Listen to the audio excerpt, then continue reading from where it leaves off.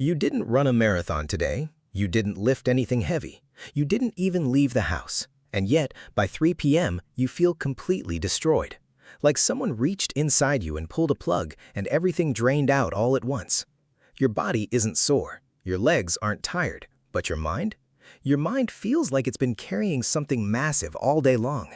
Something invisible. Something you can't even point to. And the worst part? When you try to explain it to someone, they look at you and say, "Exhausted from what exactly?" And you don't have an answer. So you start to wonder if something's wrong with you. Maybe you're too sensitive. Maybe you're just lazy. Maybe everyone else is managing fine and you're the one who can't keep up. Here's what I need you to hear before we go any further.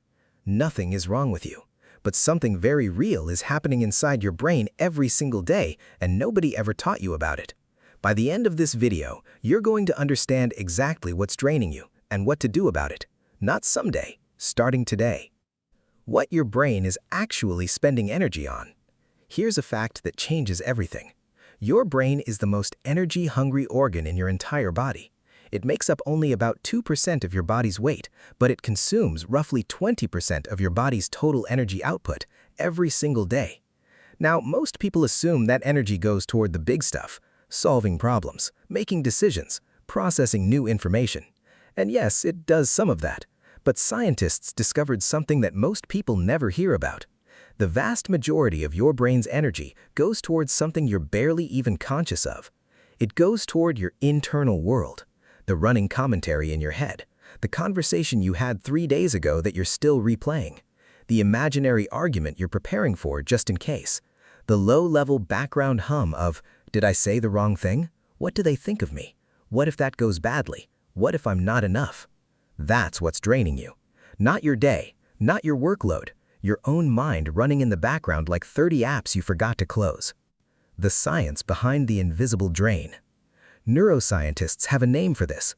They call it the default mode network. Here's what that means in plain English. When you're not focused on a specific task, when you're just sitting, just resting, just existing, your brain doesn't go quiet.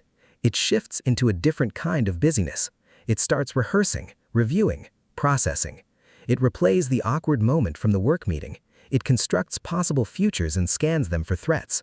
It holds space for emotions you haven't had time to feel yet. And here's the part that really matters. Research shows that people who struggle with chronic anxiety, perfectionism, people-pleasing, or emotional suppression spend significantly more time locked in this exhausting loop than others. Why? Because their brain learned at some point, often very early, that the world was unpredictable, that people's moods needed to be monitored, that saying the wrong thing had real consequences, that being okay required constant, vigilant management. And so their brain built a threat detection system that never fully powers down. It's always scanning, always preparing, always anticipating. That's not a character flaw. That's not weakness. That is a nervous system that was trained to keep you safe and never got the signal that the danger had passed. The problem is, it's costing you everything. So what do you actually do about this? I'm going to give you 3 tools, not 40 habits, not a complete life overhaul, 3 specific things that work and work fast because they target the actual source of the drain. The first one is almost embarrassingly simple. When you feel that heavy, unexplained exhaustion, stop and ask yourself one question. What am I actually carrying right now? Not what did I accomplish today? Not what do I need to do tomorrow? What emotional weight am I holding that I haven't acknowledged? Maybe it's a conversation you're dreading and keep pushing away. Maybe it's a decision you've been avoiding because every option feels wrong. Maybe it's a feeling, hurt, disappointment, grief that you stuffed down because there wasn't time or space for it. When you name it, out loud or on paper, something neurologically remarkable happens. A study out of UCLA found that simply labeling an emotion reduces activity in the amygdala, the brain's alarm center.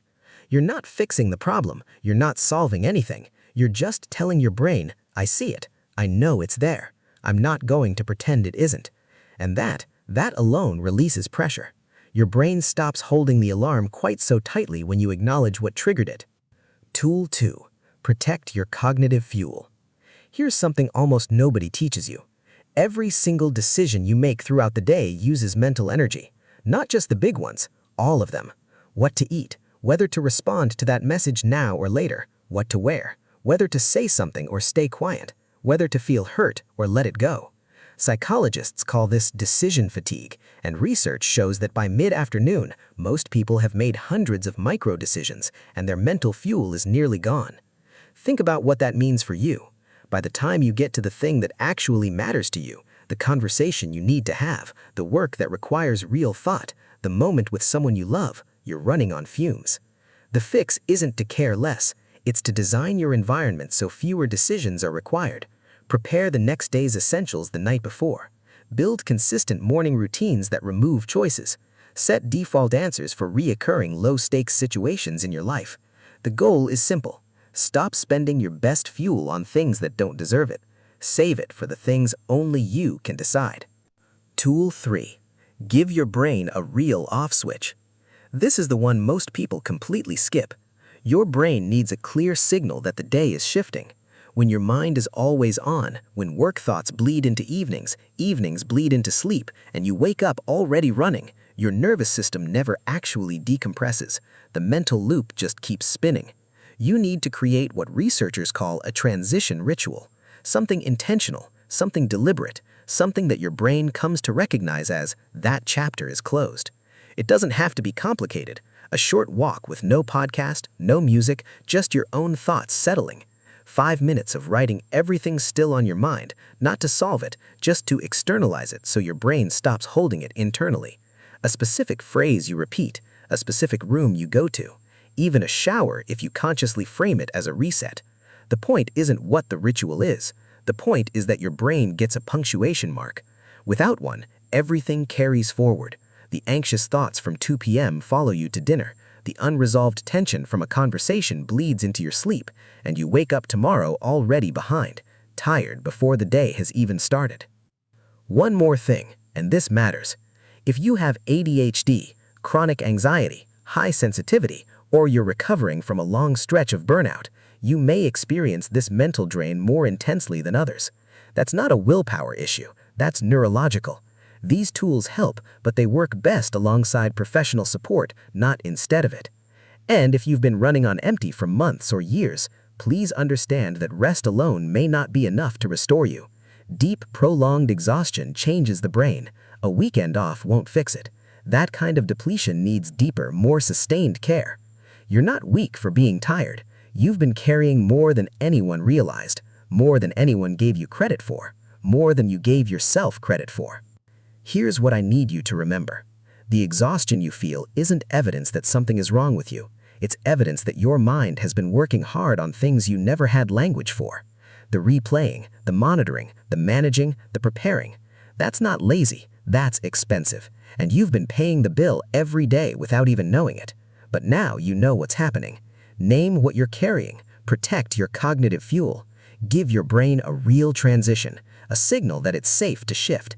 Not because you need to be more productive, not because you need to optimize yourself like a machine, but because you deserve to exist without your own mind working against you. You deserve to feel rested, actually rested, not just physically still, but mentally quiet. That's not too much to ask for. It's actually the minimum. If this opens something for you, if you finally have words for something you've been feeling for a long time, share it with one person in your life who needs to hear it. And if you want to go deeper, the next video breaks down why emotional suppression is silently making you physically sick. Your mind and your body are far more connected than anyone taught you. I'll see you there.